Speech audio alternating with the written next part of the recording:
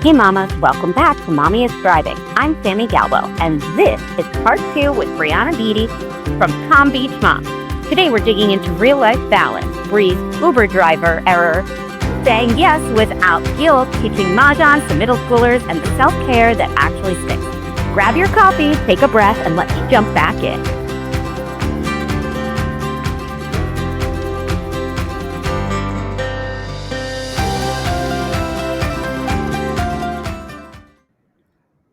So my youngest is 9, and I am in my Uber driver era, 100%.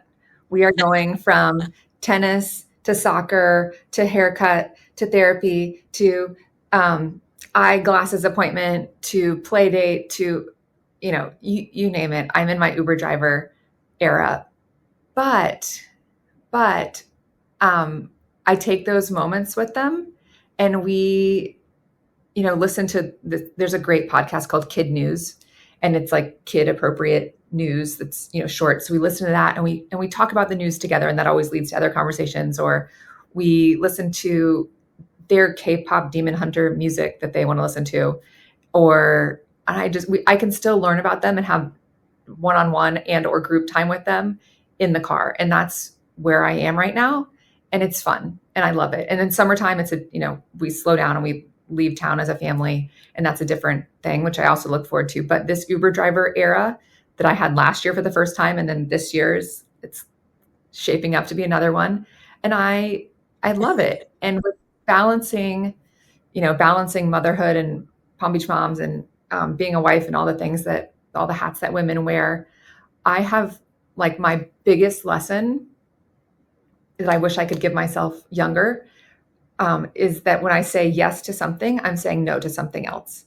So giving this yes doesn't mean I have to be really careful with my yeses, because if I say yes to whatever it is, and a campaign or a trip for work or going to Mom 2.0 or whatever it is, there's something over here that's my trade-off.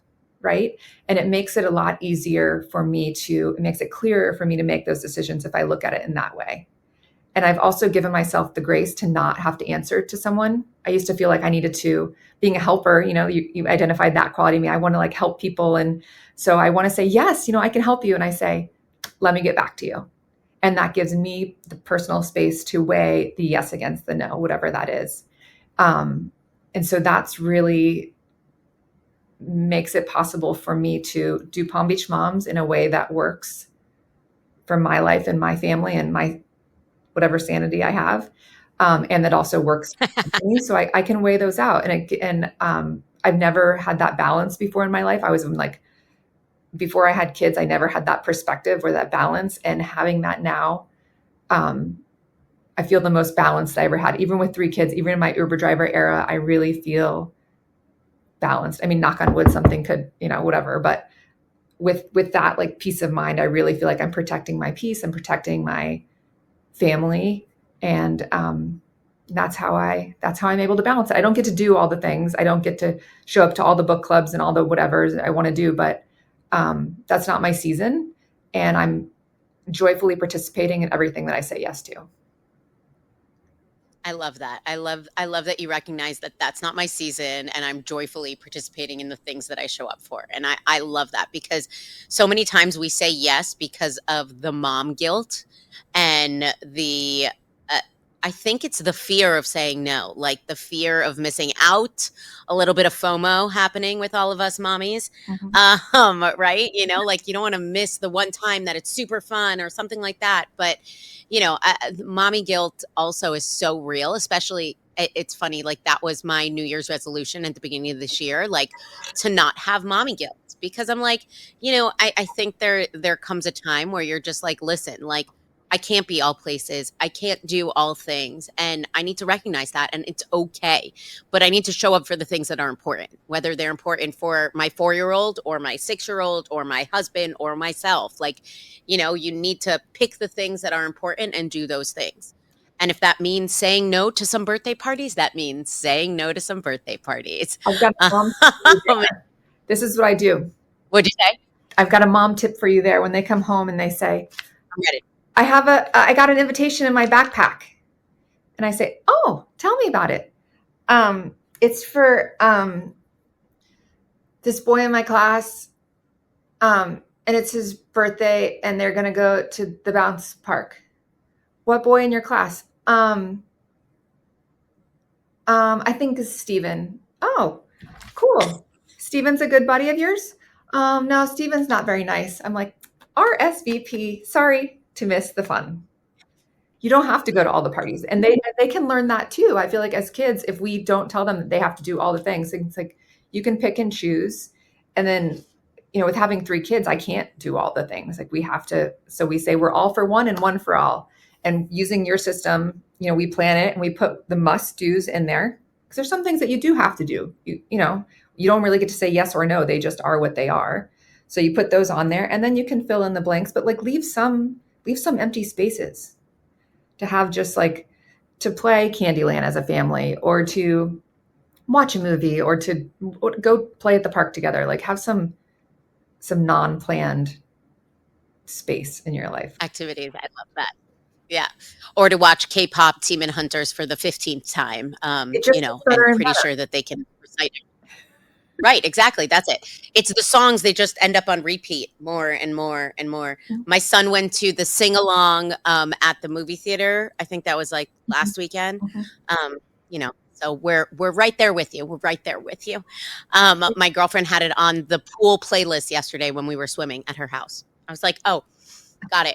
That's where we are now. Got it. Oh, we're in our K-pop Demon Hunters.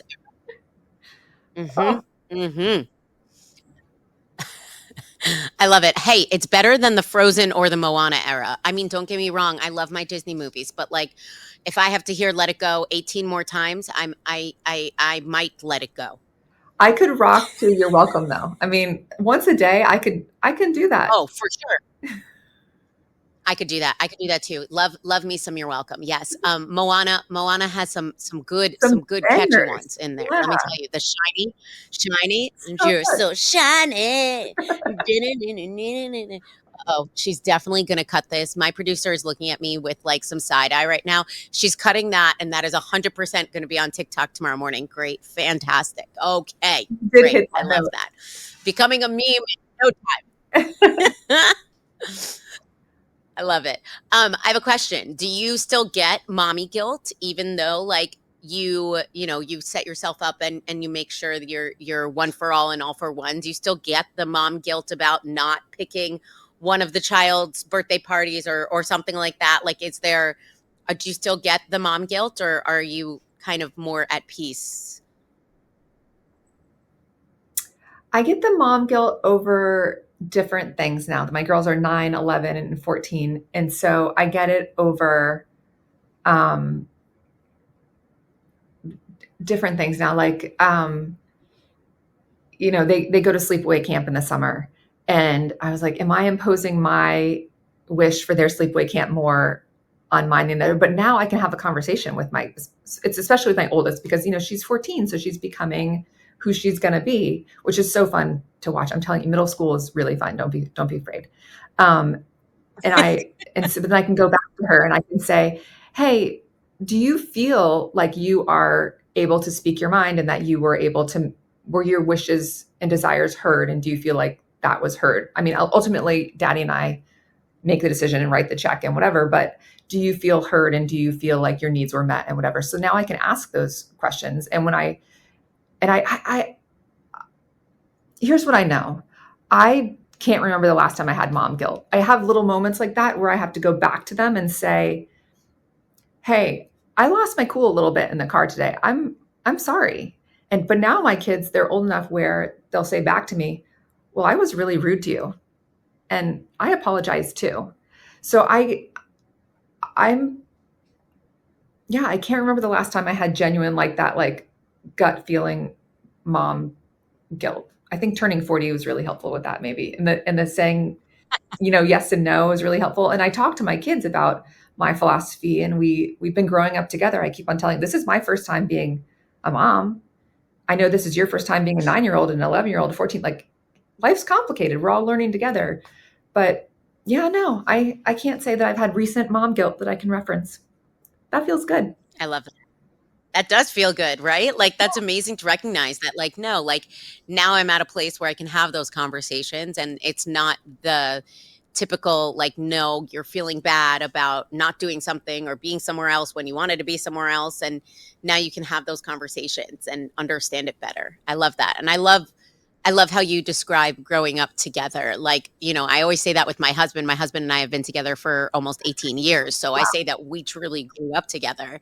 But for my kids, like, I feel like not for nothing, they put mommy like and daddy just like up here, and they're like, they kind of, I mean, I think that that's in all little kids' nature to really like put their parents on pedestals, but it's like, no, mommy makes mistakes too. Like, it's okay. You're not the only one that makes mistakes. Mommy makes mistakes. And having those conversations, especially as they're young, like mine are little, and them understanding that at this age is huge, because it's really building that foundation to be like, okay, you can make mistakes, but you need to recognize that you made a mistake, and how do we move forward? And those are the biggest things, those building those foundations. And I was with a Talk to me a girlfriend little bit yesterday. about some.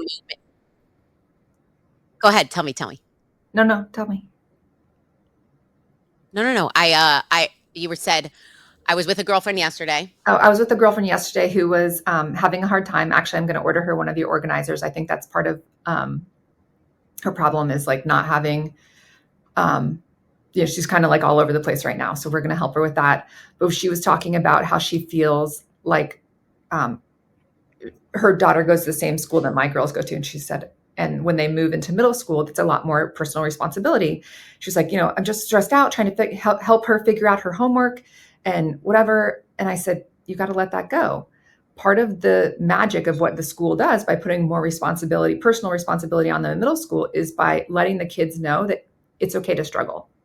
Life has struggles, and we're going to give you tools to help, work through it, but you can do hard things, and you can have struggles and move through it and learn from it, because life isn't always going to be easy. So as a parent too, like, getting rid of something from you as a parent is you don't have to make everything easy or perfect for your kids. They can struggle and they can work through hard things and have to learn patience, and that everything's not always easy or perfect or whatever. I feel like that's really a good lesson in itself. Sometimes you have to just move through things, and it's not going to be fun and it's not going to be easy, but you still move through it. It's part of the deal. Exactly. Yeah, exactly. It's, we're trying to ingrain in our children, how to be functioning members of society as adults. And you have to go through hard things. And if you don't learn how to navigate that at a young age, then you're going to struggle as an adult. And I'm sure you have met many adults that struggle through hard things, and, and you don't want your kids to, I mean, nobody ever wants their kids to struggle, right? Yeah. But it's giving them the tools to understand how to deal with things Organize, like how that, to ask for help, who is good to ask for help. What tools do we have in today's world? How do you use AI? That can be a potential tool for people. How do you use your organization system to set yourself up for success and prepare for the next day, so you're not like waking up every day like, what is today? You have a plan. So yeah. So exactly, executive function skills. Yes. So your business is helpful in that way, for sure. Well, thank you so much. Mhm. No, I totally agree. I think that moms struggle with executive functioning skills because we're doing it for everyone around us, right? We're doing it for ourselves, we're doing it for our kids, and we're doing it for our spouses and our family and our homes and at work and everything else, and we're not teaching those skills, and we'd rather just take all the burden on ourselves, and that's the problem, right? Like, you can't keep going if you have all of this stacked on top of you. So it's so important to teach the younger generations these skills, and to teach them ourselves, right? Using a wall organizing system like OneThrive really helps kind of take the mental load out of here, and putting it somewhere where you can look at it and check things off. There's such a there's such a satisfaction that you get when you check off something on that to-do list. Let me tell you, I love a to-do list. I love crossing things off. And my son just started down here. They give elementary schoolers like a planner. And so he has to write his homework every day and then he crosses it out, Oh, so and he loves doing it. He loves doing it. And I'm like, yes, mm-hmm. Because I'm like, okay, that's the same way I am, like I love crossing it out. I love crossing it out. Yeah, for sure. Question for you. What have your kids taught you that has influenced how you show up as a businesswoman and a community leader and entrepreneur? Give me something. That's a good question. I have one child who has some learning differences. And she's definitely been a great teacher for me and like letting go. Like I thought when we enrolled her in pre-K that we had found our school, went through 8th grade and I was like, hey, for the next, 9 years, this is where she will be. And any other siblings that come after her, this is where we will, this is what we do. And she's going to do ballet because she's in ballet today. And all my girls are going to do ballet. And this is how our life will be. And she's really taught me that that you just have to be willing to be flexible and learn from life and move with life. And we're in a much different place than I thought we would be with schooling and with everything, honestly. But they've taught me to be flexible. I can be a little rigid. I like my checklist. I like my plan. I like my order. And they really taught me to be more playful and more fun and open to the world as it comes. I love that. I think that's like encompasses all of parenting, right? The fact that we have to be more flexible, right? Because, we try to insert children into our lives that may look like a checklist, right? I mean, that's how I was before kids. I made sure. What'd you say? Kids were not going to change my life. Like other people's like sticky crying kids in a restaurant, like absolutely. Like my kids were, no. That's not how it was going to go. And then here you are. Right, exactly. I always make the joke, like I always said, oh, my kids will never have iPads and I am not going to be an iPad mom.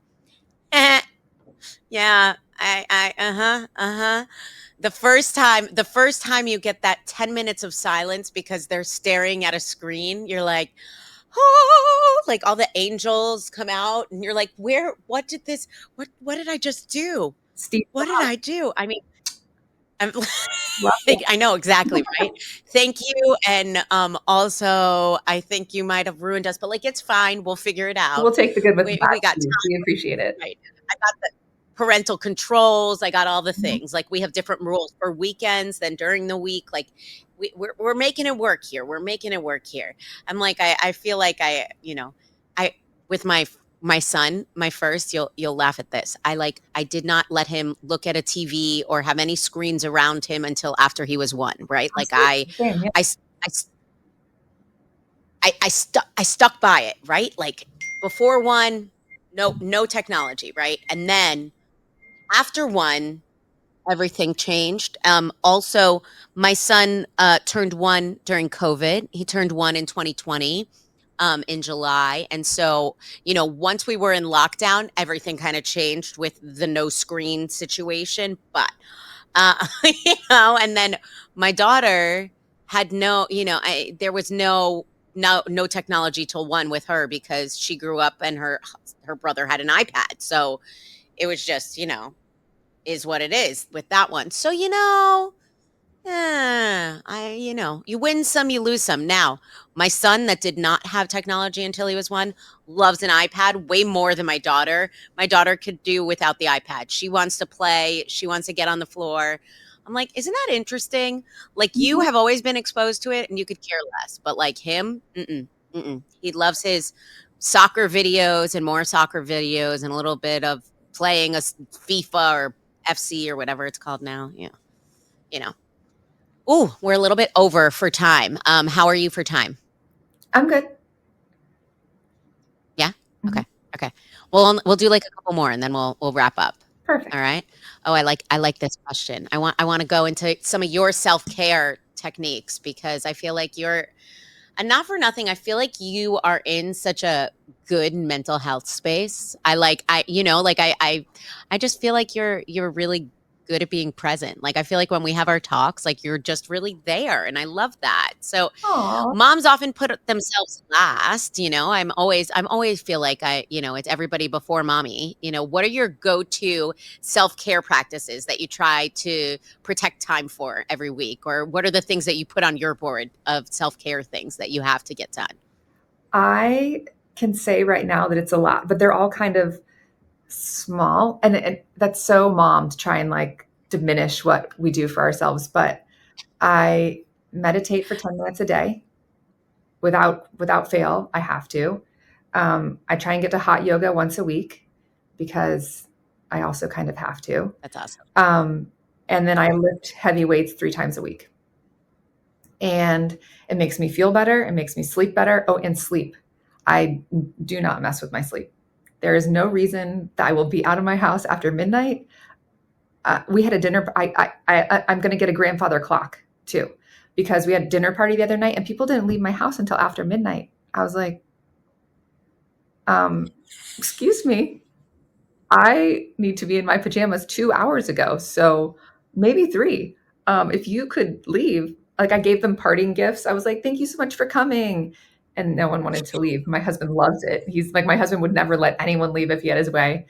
So I'm going to get like a sleeping cap and a grandfather clock and just come out in my pajamas, like with a candle and have the grandfather clock. I think I love it. I love it. getting good sleep, moving your body. And I also, the other thing that is a must, I make sure, even if it's just for like a little pop in. Yesterday I popped in with my friend and we went for like a 20-minute walk, spending time with a good friend. And you don't need a lot of friends, but just have a couple good friends that you can trust, where you've got mutual trust, and go for a walk, get outside, whatever it is. It doesn't have to be a big thing. You don't have to have a night out. You don't have to have whatever, just spend some quality time together, play Mahjong. But I make time to do that, in addition to loving on my family and my husband. And but I try and sleep, work out, friend. Yeah, those are my must. And then what if you're better, you can be better and enjoy the rest of your life more completely. That's exactly right. It's like if you fill your cup up first, then you are good to fill everybody else's cups up. Yep. Right? Like it's just it's going back, but it works. I mean, it does. When you're happy, then everybody else around you is happy, and you don't have to fake it till you make it. And one of my rules about that saying yes and no to things is that I can, like, if you say, Briana, I really need you to, can you help me move this weekend? And if I'm like, I really don't like moving, I don't like anything about it, whatever, if I have a back issue or whatever, I'm just like, I need to be on. If I can't show up joyfully, if I'm going to show up and be like slamming boxes around and be grumpy, then I'm there. Then why am I'm not doing you a service, Sami, and I'm not doing, like, that doesn't serve anyone. So I can either say, I'm sorry, I can't, or I can show up joyfully, or I can say, I can't do that, but I would love to show up with pizza for your first night in the house and a bottle of wine and, welcome you to your home. But I'm not going to participate in something that I can't do joyfully. Either I have to get my mind right, or I have to just be able to do it joyfully. So period, the end. I love that. I love that. That's so important, right? Like, like there are times where we have to do some things that aren't fun, but if you have the option of showing up in a positive manner or showing up in a negative manner, and you have to outweigh the pros and cons, right? Like, do you have to do that activity? Do you not have to do that activity? Is there an activity that you can do that's a compromise there? Mm-hmm. That's amazing advice. I don't want to slap boxes around, but can I contribute to movers or whatever it is? But if you can't participate joyfully, you're not doing anyone a service. Just don't do it. Just don't bother. I love that. I love that. It's so true. It's so true. Because a foul mood it doesn't go with my outfit. Winnie just got a t-shirt that said bad vibes don't go with my outfit. And I was like, yes. I was like, I want this shirt. Yes. I love that. It was in Abercrombie Kids, but I'm pretty sure I'm going to need to get it in like a kid's extra large so that I can wear it, because it was just too cute. let me tell you, they have stepped up their game with their clothing. Anyway, neither here nor there. But I love that they have reinvented themselves like 12 times since like I wore it as a teenager. It's fine. Uh, I love all these brands that come around and go around, and the styles. Yeah. You keep something in your closet long enough, it'll come back into style. There it That's goes. my thought. Uh, I'm like, don't get me wrong. I'm all about organization and getting things, we don't need too much, but there are key pieces that you think will come back in style. And guess what? They usually do. It's true. The whole jean situation that's happening, these 90s jeans that are back. No, and then Big fan of skinny mom. jeans are coming back. I'm like, you guys are confusing me. I can't keep up. I don't know. But now that the crop tops are like full in, I'm like, okay, I'm too old for crop top, ladies and gentlemen. Yeah, I want the whole It's shirt. okay. I want the rest of my shirt that I paid Right. for. I'd like all of a shirt. Thank you. I don't want to pay double for half a shirt. Thank you so much. It's a no. Especially the kids ones. I'm like, And the wait, I don't know about you with Dance Studios by You, but like some of the dance studios require like them to wear a crop top now, and I'm like, I don't know how I feel about this. Like, just a little much for me, but okay. Wow. Agreed. All right. Let me get some tips and tricks from you. So we'll just do a couple more, and then we'll wrap up here. But what advice do you give to business owners looking to reach moms in authentic ways? I mean, I know you're running Palm Beach Moms, and you have a lot of advertising opportunities there and things like that. Talk to me a little bit about, ways to reach moms authentically. I mean, because I know that influencer marketing, but organic is the only way. Salesy stuff isn't working as much as it used to. So talk to me a little bit about your experience there and some advice that you got. If I had a small business trying to reach moms, I would team up with influencers who had a reach in that area and do videos, and then I would pay to boost the videos on social media. And I would do it on your computer instead of your phone, so you have to pay the Apple fee. But it's the best dollars that you can spend. You can see where your dollars are going and what you're getting for it. You can see what videos are producing and what aren't, and you can do more of what produces and you can do less of what doesn't. It is such a time to be able to, you used to place an ad in a magazine. If you created your product 40 years ago, you would put it in a magazine and then hope that people would see it in the magazine. And now true live time, how many people are seeing that ad, how many people are interacting with it, what your ad dollars are actually getting you. It's remarkable. That is definitely what I would do. I love that. Yeah, it is. It's astounding, all of the information that we can get now. Like the AI in that regard is a little nutso. Where do you see Palm Beach Moms going in the next 5 years? What is your 5-year plan?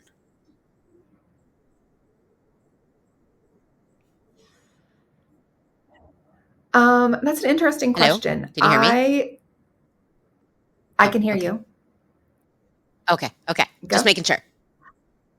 So the next 5 years for Palm Beach Moms, I imagine that I might turn the reins over. Like, I sold my last company, and I might turn the reins over to someone else if that happened within the next 5 years, because I feel like I'll kind of be aging out of being a Palm Beach mom. And as much as I could still run it on the back end, I feel like it's better served for someone who's really active, boots on the ground in the community. And when my kids are getting older, I feel like that might not be authentic anymore for me. So I can see that happening in the next 5 years for sure. And it kind of like makes me have a little feeling to say that. But if the right person came along and wanted to purchase the company, I definitely think that it would be possible in the next 5 years. I also have been learning about functional medicine, and I have a idea and a concept for an online business, and then potentially an in-person business, a wellness endeavor, because I'm really into my wellness. And that might be on the plate as I transition over. So yeah, I mean, who knows? Who knows? But Palm Beach Moms won't go away. It'll still be there to Exactly. help and support moms for as far as I can I love that. imagine. I hope so. From your mouth to God's ears, right? No, this has been such a beautiful conversation today. But before we wrap up, what's one piece of encouragement you'd leave for other moms listening today? I love ending on a note of inspiration. So, what you got? What you got for me? That you're doing a great job. If you care enough to be looking for advice and inspiration, you're doing a great job. And your kids know that and they feel that. So you're doing a great job. I love that. I love that. I'm titling this episode, You're Doing a Great Job. Aww, You're doing a great job. I mean, I think that we all need it, right? You are doing a great job. I really thank you so much for speaking with me today. It was fun. It was insightful. I think that this will resonate with so many moms. And I really just appreciate you and all that you do, and creating that community that is Palm Beach Moms is hard work, and you are amazing and inspirational, and I love it. And the fact that you're teaching Mahjong to middle schoolers just like puts you up even more a level in my head, because mama, I can't. No. Mm-mm. I'm gonna nail you. Like, it's you and Little League. What'd you say? I'm gonna nail you down. I'm gonna teach you. You're gonna love it. Okay, I'm excited. All my girlfriends are like, yes, please. Yay. Well, thank you so much for being on the podcast today. I hope you enjoyed this convo. I hope you took away something from today, and I can't wait to speak with you again soon. So, Briana, thank you so much. I am so happy to have you here. Thank you for having me. It was a pleasure. I look forward to more. Yay! All right. Thanks for everyone for listening. We'll talk soon.